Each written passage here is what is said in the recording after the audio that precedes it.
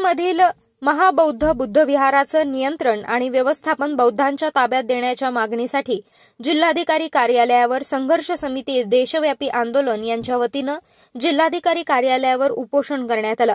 बौद्ध धर्माची अस्मिता असलेल्या महाबोधी महाविहार बौद्धांच्या ताब्यात देण्यासाठी जिल्हाधिकारी कार्यालयासमोर जोरदार निदर्शने करण्यात आली। महाबोधी महाविहार बौद्ध धर्मीयांकडे सोपवण्यात यावे या मागणीसाठी देशभर 12 फेब्रुवारीपासून आंदोलने केली जात आहेत। या आंदोलनाकडे केंद्र सरकार जाणीवपूर्वक दुर्लक्ष करत असल्याचा आरोप महाबोधी महाविहार मुक्ती आंदोलन समितीने केलाय। याबाबत निर्णय न घेतल्यास मोठी रॅली काढणार असून येणाऱ्या 2 ऑक्टोबरला नागपूरच्या RSS कार्यालयाला घेराव घालणार असल्याचं यावेळी आंदोलकांनी जाहीर केलंय। या आंदोलनामध्ये संजय कांबळे, रमेश पगारे, भास्कर रणनवरे, रामदास धिवर, संजय शिंदे, मुकेश भिंगारदिवे, बाळासाहेब गाडे, अशोक साळवे, रवींद्र कांबळे, मोहन शिरसाठ आणि इतर कार्यकर्ते सहभागी झाले होते। बुद्धगया महाबोधी बुद्धविहार या मुक्ती आंदोलनासाठी आज महाबोधी बुद्धविहार मुक्ती आंदोलनाच्या संदर्भामध्ये एक संघर्ष समिती अहमदनगर जिल्ह्यासाठी आम्ही तयार केलेली आहे। सदर या समितीच्या संदर्भामध्ये आम्ही सातत्यानं आंदोलनाची भूमिका या ठिकाणी केलेली आहे। आम्ही अनेक आंदोलनं केलेत, अनेक निवेदनं दिलेत, परंतु जो सरकार आहे, केंद्र सरकार आहे, बिहार राज्य सरकार आहे, या केंद्र सरकार आणि बिहार सरकार याच्याकडं दुर्लक्ष केलं जातं आहे। आमचं आंदोलन दाबण्याचा प्रयत्न केला जातो आहे। सदर आत्ताच आपण जर मागं पाहिलं तर आमचे धर्मगुरू ज्यांनी जे आंदोलन बुद्धगयामध्ये चालू आहे अशा आमच्या धर्मगुरूवर या ठिकाणी खोटे ॲक्ट गुन्हे दाखल करून आमच्या धर्मगुरूला त्या ठिकाणी डांबण्यात आलं।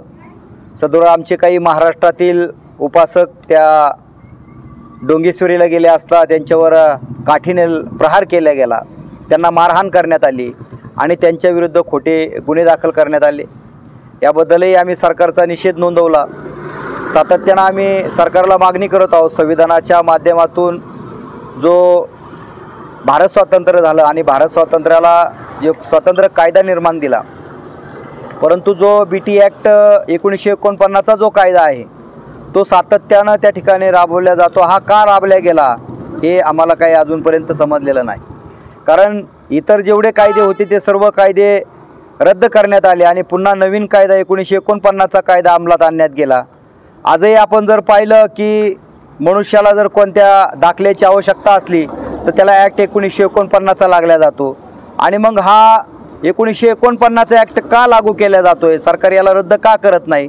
तर आमची प्रामुख्यानं मागणी आहे, सातत्यानं मागणी आहे की जे महाबोधी बुद्धविहार आहे, आम्ही नेहमी सांगतो की जसं एका धर्मगुरूचं स्थान एका धर्मगुरूच्या ताब्यामध्ये असतं, जर आपण पाहिलं मुस्लिम धर्माचं जे स्थान आहे ते मुस्लिम धर्माच्या ताब्यात आहे, ख्रिश्चनांचं आहे ते ख्रिश्चनांच्या ताब्यात आहे, जैनांचं आहे जैनांच्या ताब्यात आहे, शिखांचं शिखांच्या ताब्यामध्ये आहे। तर असे जर धर्मगुरू त्यांच्या ताब्यामध्ये असले तर मग आम्ही बौद्ध आहोत आणि या बौद्धांची विरासत ही आमच्याकडे का नसावी?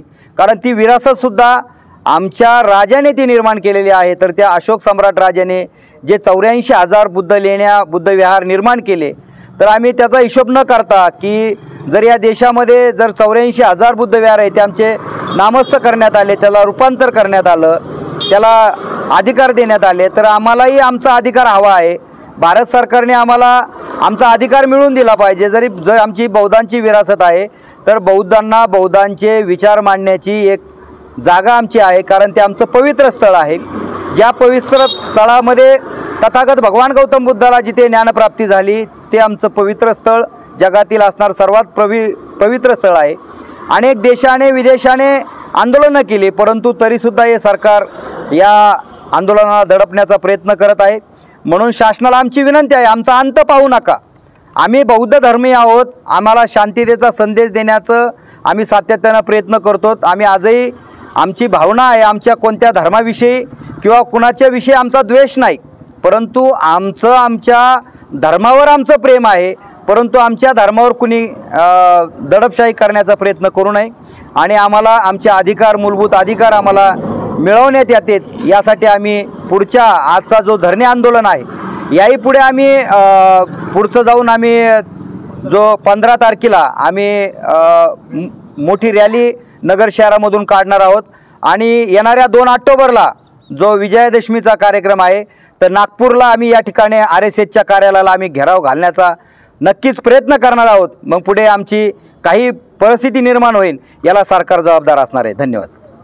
महाविहार मुक्ती आंदोलनाला आम्ही आज धरणे आंदोलन इथं करीत आहोत।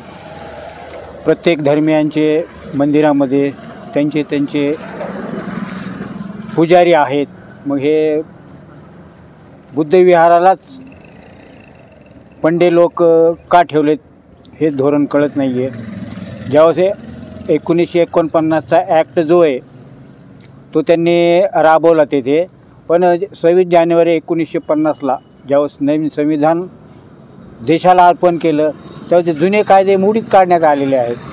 पण हा कायदा बाकीचे कायदे मोडलेत, पण हाच कायदा बिहारमधला मोडीत काय काढलेला नाही आहे। आणि भिक्खू संघ तर आतापर्यंत शांततेनेच आंदोलन करीत आहे। तरी पण तिथं बनते विनयाचार्य जे मुख्य आहेत त्यांना पण विनाकारण अटक केलेली आहे। असं जर अटक करीत राहिलं तर आंदोलन भडकू शकते आणि याची जिम्मेदारी तिथले बिहार सरकार किंवा केंद्र सरकार यांच्यावरच राहील। त्यासाठी भिक्खू लोकांचा तुम्ही अंत पाहू नका, तर ताबडतोब हे महाबोधी विहार बौद्धांच्या ताब्यात देण्यात यावे ही नम्र विनंती।